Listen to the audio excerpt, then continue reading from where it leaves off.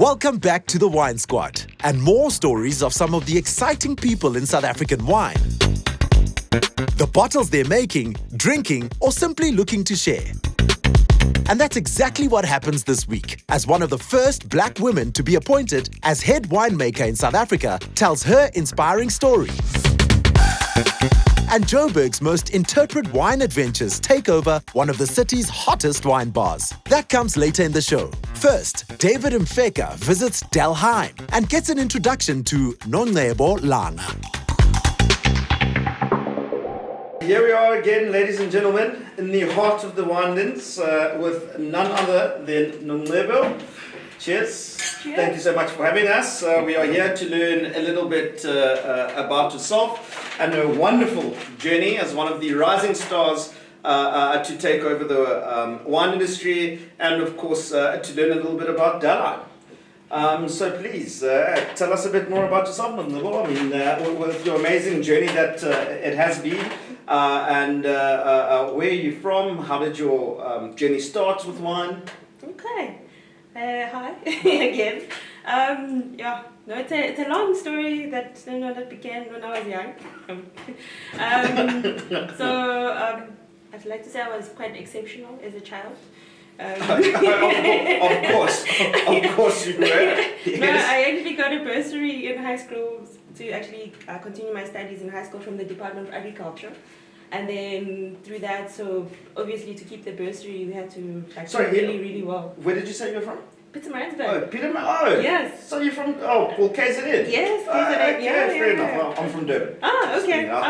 There we go. So that's what happened. So I got a bursary in high school, and then they were like, okay, we have the bursary opportunity available for you for our varsity as well. But we've got these scarce skills in the agri-sciences, and then they brought in all these professionals that came to speak to us. It was like, oh, okay, I'm doing food science, I'm doing animal science, and the wine person came and like, I get to travel the world, I get to drink at 7 in the morning. I'm like, that's the one. You had me sold there as well. Exactly. So then I got into wine, and then I like to tell you a story that I remember like the first class we tasted, because I grew up in a household that doesn't drink at all. So the first class we tasted... It's always one. I know. It's always the one that I led the way. Yes. So now my parents don't drink, like no one drank at home. So the first class I came in, I remember the day we were tasting Cabernet Sauvignon. That we were tasting in the class. Obviously, these kids, they come from homes that enjoyed wines and they knew what to look out for. So they're like, oh, I'm smelling dark berries, I'm smelling dark chocolates, I'm smelling this wine. I'm like, oh my gosh, this is just alcohol, I smell nothing. Yes, obviously, I can imagine it being coming across as a bit intimidating when they obviously go that in depth into flavour characteristics. Exactly. So that was quite daunting at that stage, but then like with learning and tasting a lot and like going to wine farms, interacting with people and finding out ways to actually learn and know what wine is, and then learning in class as well, then the love grew, and then I got into the wine industry, and now I'm here at Dahlheim. Oh, epic, man. Yeah. Great stuff. And obviously Dahlheim has a wealth of heritage and history. Yes. And just what an institution, wine institution that you have landed up at. Tell us a bit more about Dahlheim. When did you start? How's your journey here been? And I believe congratulations are in order for the new appointment from you being now the head winemaker. Indeed, thank you. Cheers to that. Thank you. Okay, I started here in 2019 as an intern. Oh, believe it or not. geez. Yes, Okay. yes.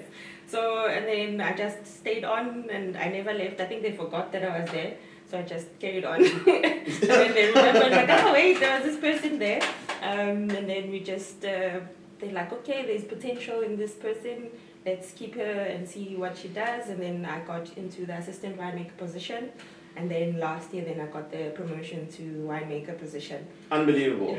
Indeed. I mean, this place, with this history, it dates back like to the 1940s in terms of winemaking. And then you've got all the history that it has with the Stellenbosch wine routes the establishment of the Stellenbosch wine route. You've got all these great names that have worked here, like your Yes. Kevin Arnold. Yes, of course. All the legends. Oh my gosh. So now I'm sitting here, I'm like, maybe I'm also going to be a legend.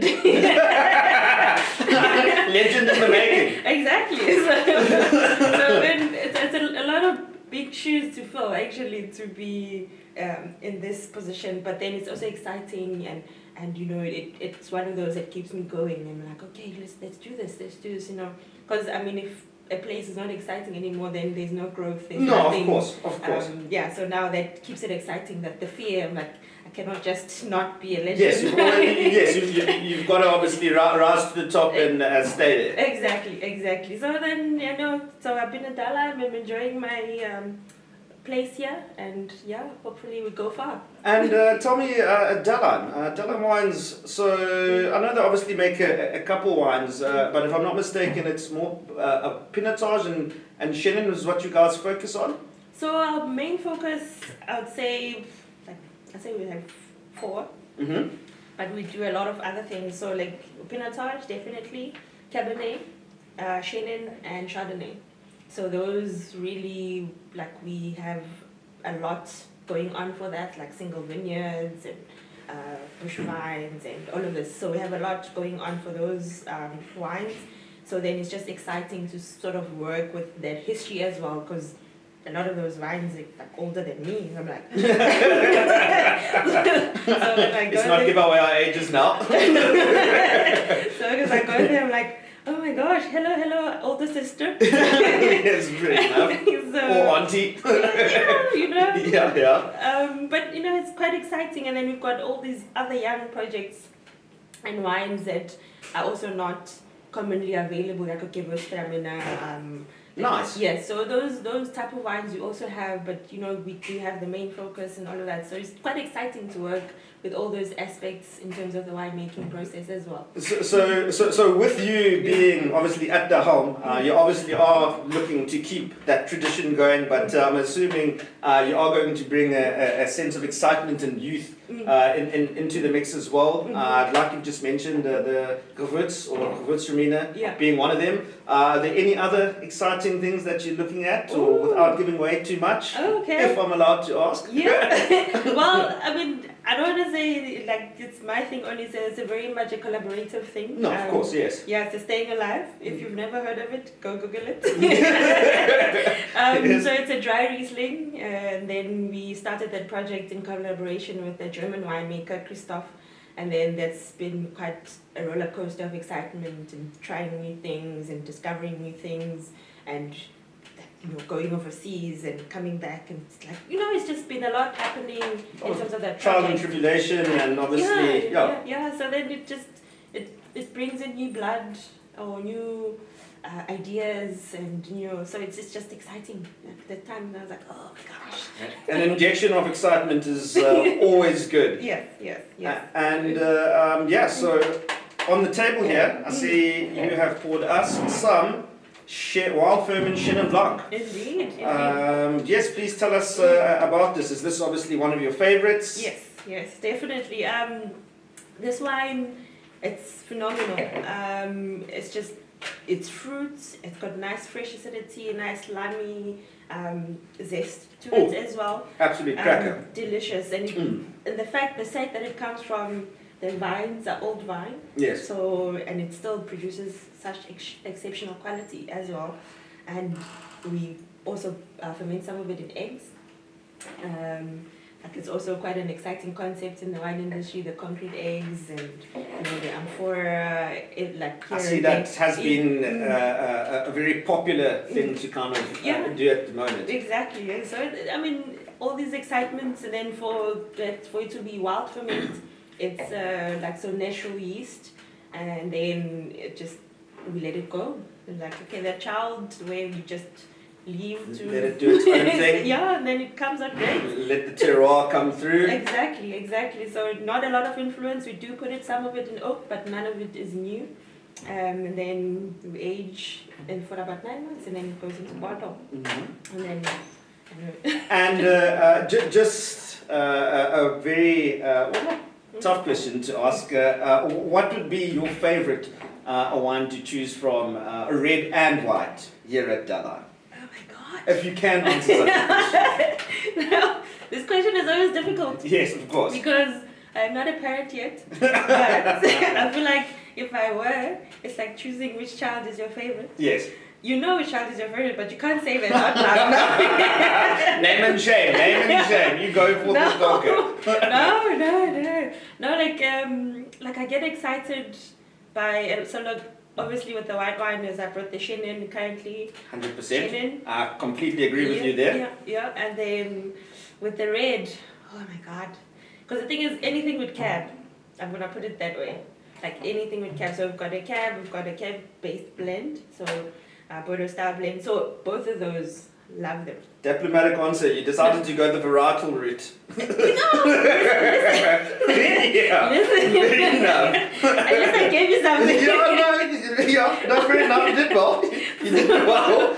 So like the cab for me has always been the love of my life, like in terms of cultivars. No, so I remember, coming, like this, it was the first one I tasted. Yes. And then everywhere I would go, I'm like, Cabernet. And then every time now I would smell the Cabernet, like, I feel like a steak. Yeah, so now that association in my mind exists, and I'm like, okay, you and me, Cabernet, it's the steak. Fair enough. It is a great marriage. I mean, Cab has always been the backbone of the South African wine industry as well. So exactly. Makes sense.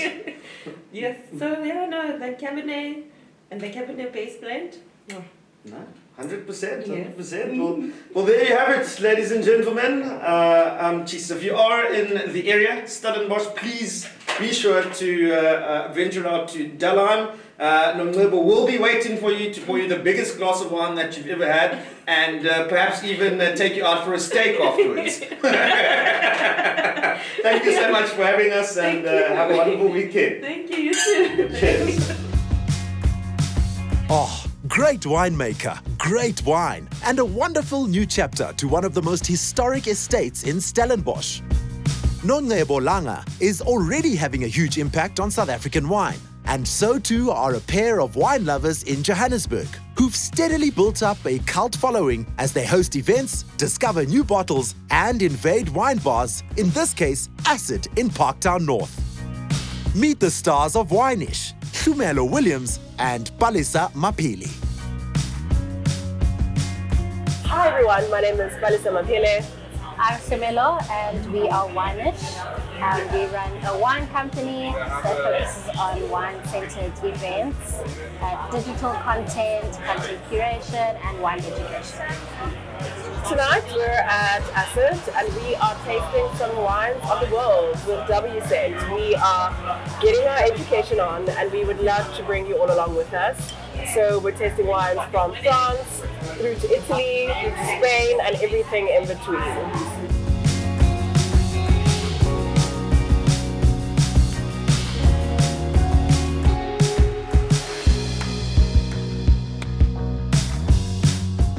So firstly, we have the Conte Valoni Extra Dry Non-Vintage Prosecco.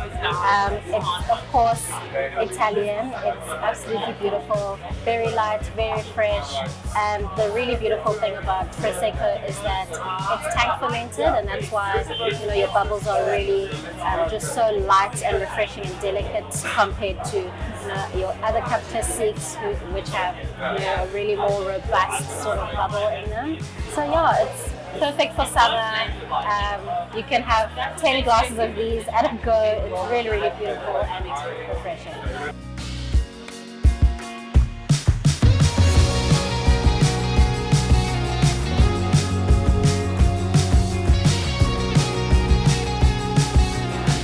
And next up on our lineup is a Vinho Verde from Portugal. It is absolutely stunning and actually a bit of a party trick tonight. I would call this Sauvignon Blanc's younger sister, fresher, cooler sister. It's a very coastal, tasty, fresh, non-intimidating wine, and it's doing really, really well tonight. I imagine this going really well with some fresh seafood, shellfish, right by the ocean, as close as you can possibly get. And yeah, it's delightful.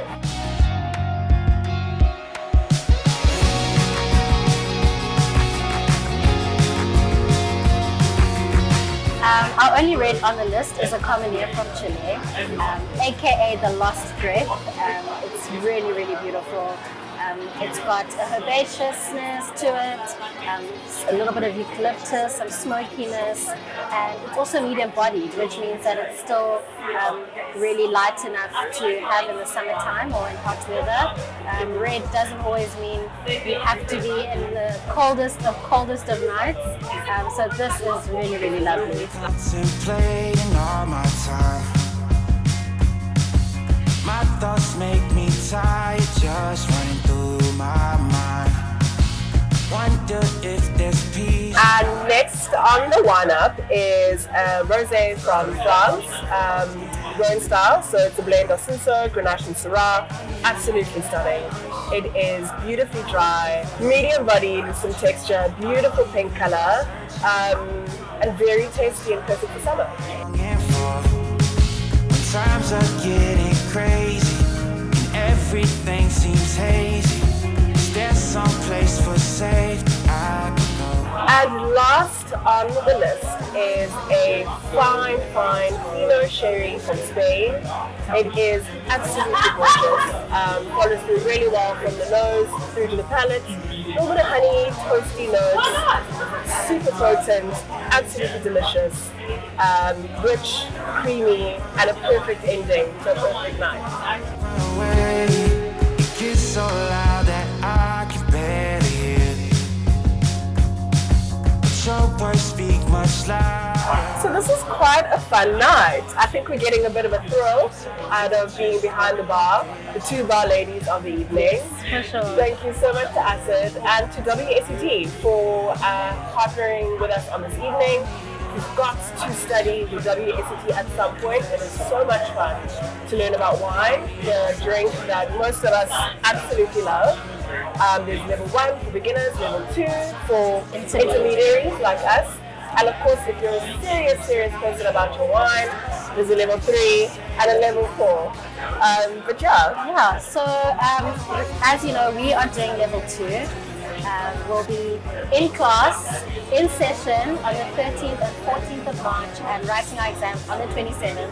And you can enroll as well. So please be sure to visit thewinecenter.co.za and you can enroll for level 2 with us. Cheers! Oh, cheers! Wow, a lovely evening at Acid with wine to match. Well worth a visit. And if you're lucky, you might even bump into Hlumelo and Palesa, last seen adventuring through California in a Mustang convertible. Whew, tough life, guys. Two of the rising stars of the wine world, as is Nongcebo at Dalheim, as well as our guests in the upcoming episode. But you'll have to keep watching The Wine Squad to find out. Until then, keep enjoying and supporting South African wine and the incredible people who make it. God bless and goodbye.